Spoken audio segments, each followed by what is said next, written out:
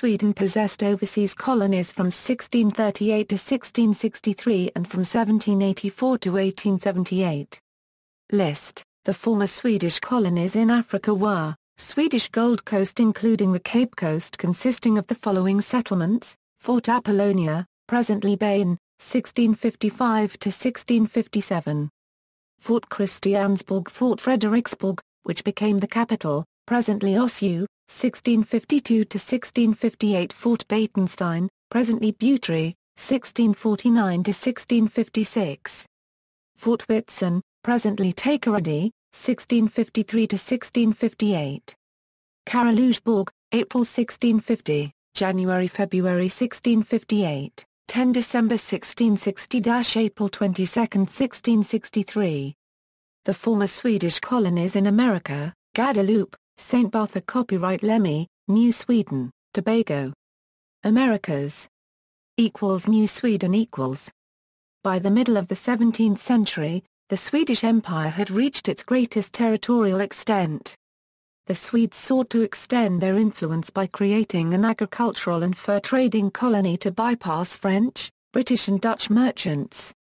The charter included Swedish, Dutch and German stockholders. Once they landed, they established Fort Christina, named after Queen Christina of Sweden. Many of the settlers were Finnish. Since until 1809 Finland was governed as the eastern third of the Kingdom of Sweden. The settlement was actually an invasion of New Netherlands since it was Dutch territory. The founder and first governor, Peter Minuit, had been Director General of New Netherland from 1626 to 1633. Disgruntled after being dismissed from his post, he led a Swedish expedition to a location which he knew to be strategic as well as a thorn in the side of his former employers. Minuit died on a return trip from Stockholm in a hurricane near the Caribbean island of St. Kitts. The colony would establish Fort Nyarwalfsborg north of present-day Salem, New Jersey in 1643. In May 1654 the Dutch Fort Casimir, located in present-day Newcastle, Delaware, was captured by New Sweden. As a reprisal, the Dutch governor Peter Stuyvesant sent an army to the Delaware River, which obtained the surrender of the Swedish forts. Antillian possessions St. Bartholomew. Copyright Lemmy is the only Caribbean island to have been historically a Swedish colony for any significant length of time, Guadeloupe only having been one briefly, at the end of the Napoleonic Wars. As a result of Sweden's support of France's enemies during the Napoleonic Wars, the island of Guadeloupe was ceded to King Charles XIV John personally, not to his Swedish state. However, a year later the island was given to France by the Treaty of Paris. Sweden then forced a settlement with Great Britain because it had been guaranteed the island, which was strategically close to its other Caribbean colony. This led to the Guadeloupe Fund, which guaranteed Sweden 24 million francs.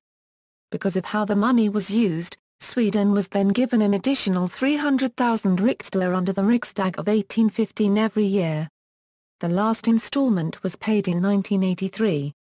In addition to these, the Swedes briefly attempted to settle Tobago in 1733, but were driven away by native tribes, and Tobago was eventually claimed by the English. Africa, Swedish Gold Coast. Sweden temporarily controlled several settlements on the Gold Coast since April 22, 1650, but lost the last when on April 20, 1663 Fort Karlsborg and the capital Fort Christiansborg was seized by Denmark. Cape Coast In 1652, the Swedes took Cape Coast, which had previously been under the control of the Dutch and before that the Portuguese. Cape Coast was centered around the Karalujborg Castle, which was built in 1653 and named after King Charles X Gustav of Sweden, but is now known as the Cape Coast Castle. The Swedish Atlantic slave trade During this time the small Swedish slave trade began. However, after the fall of New Sweden to the Dutch, the slave trade ended. It would later be rejuvenated in 1784, when Sweden's monarch, Gustav III, began negotiations with France with a view to creating a new alliance between the two countries. Gustav offered Gothenburg as an entreaty to the French, in exchange for the Caribbean colony of St. Bartholomew. Copyright Lemmy, in addition to subsidies. Although Sweden was successful in acquiring the island in 1784, the population of the colony was less than 1,000 people, and neither were particularly propitious trading ports. Sugar and cotton only provided 4 shiploads a year, and many of the other resources were only produced in large enough quantities to provide subsistence for the inhabitants. However, the islands were close to the British and French trading posts of the Leeward and Windward Islands. A new town was also constructed, Gustavia, and this facilitated trade. Within a year, the population had doubled and the king saw fit to form the Swedish West India Company. The Napoleonic Wars benefited trade, as did the opening of free trade with Sweden in 1806. The population had continued to increase, reaching approximately 5,000 by 1800. Discounting a brief period of British occupation from 1801 to 1802, the colonies continued to thrive. In 1811, 1,800 ships visited St. Bartholomew copyright Lemmy. And from October 1813 to September 1814, 20% of the U.S.'s exports passed through the island. The island was notable for its liberalism, particularly in regards to religious toleration. In Sweden, Lutheranism was strictly adhered to. People were obligated to attend a number of church services a year, and adherence to other religions or denominations was against the law.